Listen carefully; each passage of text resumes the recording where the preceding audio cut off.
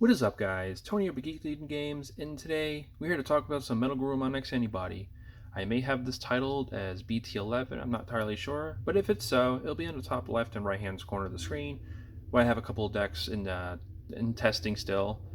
Then once you get towards mid-February, once the next set comes out, I will start making some finalist decks of those videos I did, so please check them out.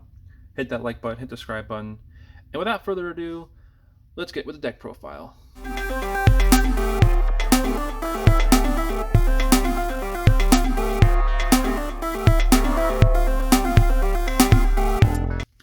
Alright, with the deck profile, we already know what eggs we're running, so here they are. We're only running this guy as a 4 of, you only need 4, as the DP boost it gives on your turn. As long as you have a Garurumon lineup or an Omnimon, gain 1000. That's it. Nothing too complicated about that egg. Up next for rookies, running 12 Gabumons. 4 of them being the structured deck Gabus. All turns, if you get 8 or more cards in hand, gain 1000. Perfect combo with these two because it gives you 2000 right off the bat. Up next up, that for BT-5 Gabu, our nice pre-releases, is the on-play. Reveal the top 3 cards of your deck. You may pull 1 Garurumon lineup and 1 Omnimon. So if you're able to find the Omni and a Garurumon, grab them both. So there you go.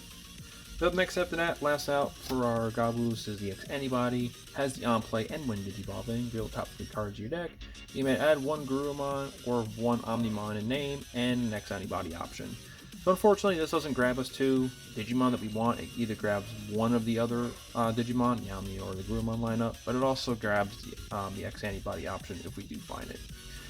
Reason why we're only running the Gabumons here is because I didn't find a need to care if they're gaining memory or what have yous, because as long as I haven't got my cool boys on here and tamer, or if I had a cool boy and a tamer, I don't give a crap what they're doing out in the field. What you basically want to do is search, get the perfect stack back here, push out, and you're swinging for game with it.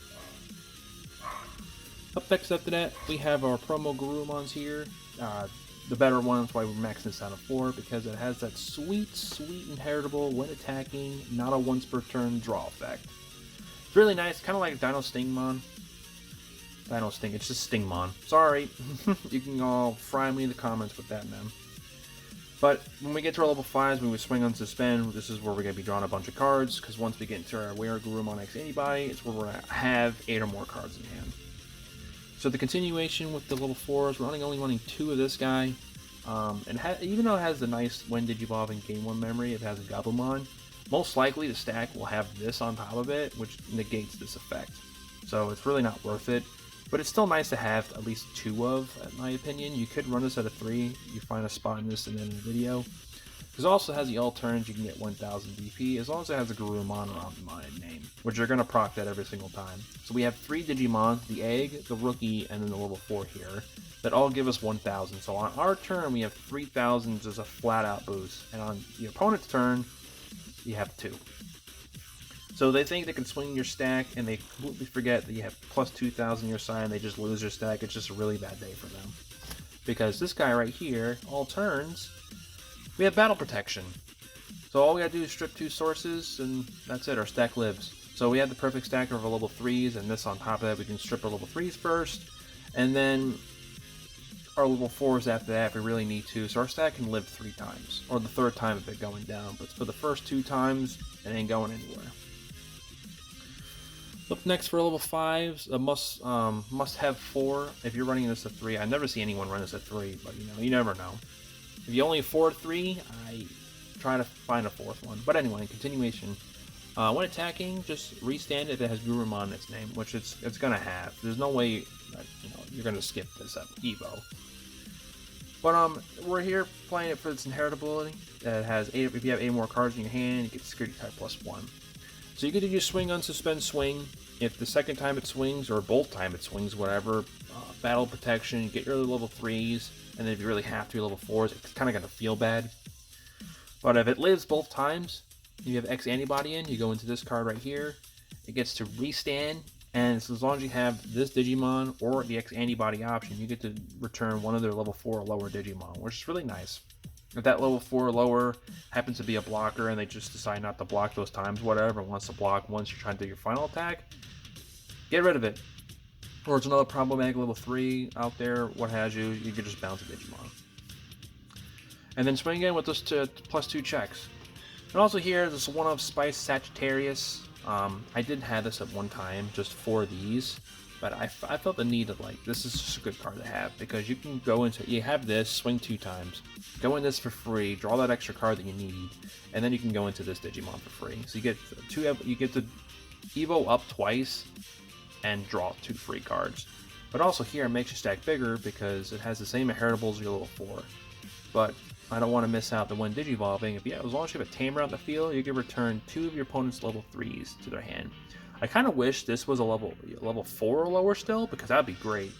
Because this kind can act like a double-edged sword. If your opponent has Searchers on the field, you're just giving back the more things that they can search with, so they can possibly try to win the game from that. So, double-edged sword. If they have Searches out there, I recommend not playing this. Digivolve this in the back if you need to, but if you really need that draw and you're thinking the next card's going to be it for your win, then you can go ahead and do it. And then hopefully you win the game at that point.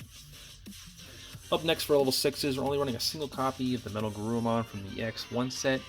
Has the when it Digivolving, gain 1 memory for every 4 cards in hand. So with all the draw power you're doing here with this entire stack, and plus this guy's inheritability, when you're Digivolving this, it should come back to your turn. So I've done a lot of times that 1 memory gone into this and just gained 3 memory, then go back to 0 and do some more shady things. It's great. But also, I'm only playing this as a 1 because it has the when attacking. As long as you have 8 or more cards in hand and a Tamer on the field, doesn't need to specify blue, you get to return 1 of your opponent's Digimon with a non-deletion effect. More prevalent when X-Cross was still actually a deck, because I played this at its 3 of when that was around. Just because just swinging this along with a stack, you could just bounce their X-Cross 5 or 4s if they, well, they're not their 4s because they have to get destroyed in the battle. So their cross 5s just get put back to your hand. They lose all the sources, and it just slows the deck down. But since it's not really prevalent anymore, and neither is Minerva Loop, then become BT-11. This deck, you may run more of this. You can just do that. But we're prioritizing more of this guy right here. We're running 3 copies of the Antibody. Has a when Digivolving, you get to restand in the game's blocker. And then also, as long as it has the MetalGarurumon or the Antibody, you get to send the lowest Digimon tied, like the lowest level, to your opponent's hand. So they have a bunch of... I couldn't do this with Jessamon because they had the Ganku protection for bouncing effects, so this card felt meh. But to anyone else, Commandramon, I don't know, some people playing Diaboromon nowadays with tokens, what have yous. Not that really matters, but as an example, if they all they had was like tokens, whatever, or just a bunch of D brigades, if they're all the same level, sweep the board. And then finally, we have our Blitz Omni and the X-Antibody Omni. Both can act as basically as a Blitz Omni, because you can have this in hand. They have one security left. You swing with this, go ahead and Digivolve into this guy with the X-Antibody option for 5, and strip that source, and this is for game. And also too with this guy, when Digivolving and when attacking once per turn, you get to do that whole stripping thing. As long as you can do the X-Antibody option or the level 6s, so you start losing your level 6s. So if you have 2 level 6s, you can do that ability twice, but you can always just keep doing the X-Antibody. Like, you can do the X-Antibody, do this effect, and then come your turn, slot it in just to do this effect one more time and just get rid of that. But it also has another one, Digivolving. You get to bounce all your opponent's highest levels to the bottom of the deck. So if they got 2 large stacks that happen to be tied with level, send them packing. Also kind of meh with this, because with Jessamon, if they have that protection, this card just does nothing. So that's why we're running this too. Has when Digivolving, and restand it and just swing for game. But also, all turns with this Digimon, if this Digimon were to get the return to your hand or deck, you may prevent it by removing a level 6. So we have 2 chances of that for level 6s, so you can get 2 negations off. But that'll be it for the Digimon. Let's get to our Tamer. Alright, for the Tamers and options, running 3 Davises here. I ran last week with just 2, and I ran 2 Membooses, and I kind of like just having the Davis out. It's still a Searcher, you'd look for 3. I mean, it's a 4 cost, so it's a little kind of steep. But it's our Memory Center, real top 3 cards, and just add 1 blue or green. We don't have green, obviously, so it's just pulling a blue Digimon. And the rest get packing. And then after that, running 2 Cool Boys. So my ratio for last week was 3 and 2. The most I ever had of Cool Boys was 2. I had a third. A third is just overkill at this point. But also, sometimes you're just missing the actual, like, Digimon, not the Antibody variant. But you can go either or. If you feel like you want to run 3 cool boys, go for it. You want to run 2 of this, go for it. Or 3 of this, 2 of this, never have yous. It doesn't really matter what this lineup is. But there it is for you. Up next after that, running 3 copies of the X-Antibody option. It's also this where our security bombs come in. Comes out of security, gain 1 memory, add to hand. So it's like a pseudo hammer spark for your opponent's turn. And then this set gives that effect when attacking, you get to Digivolve. So we have your normal, let's say we just pushed this guy out, we want to swing, use the X-Antibody trigger, this can go right into Garurumon X. That's just for example. No one will ever do that, but for people who don't know and looking at this for the first time. Next after that, running 3 Hammer Sparks. I had never really ran Hammer Sparks when I was first playing this when this deck came out, maybe like 1 or 2, but now I'm convinced that Hammer Sparks is the way to go. Also, when coming out of security, gain 2 memory.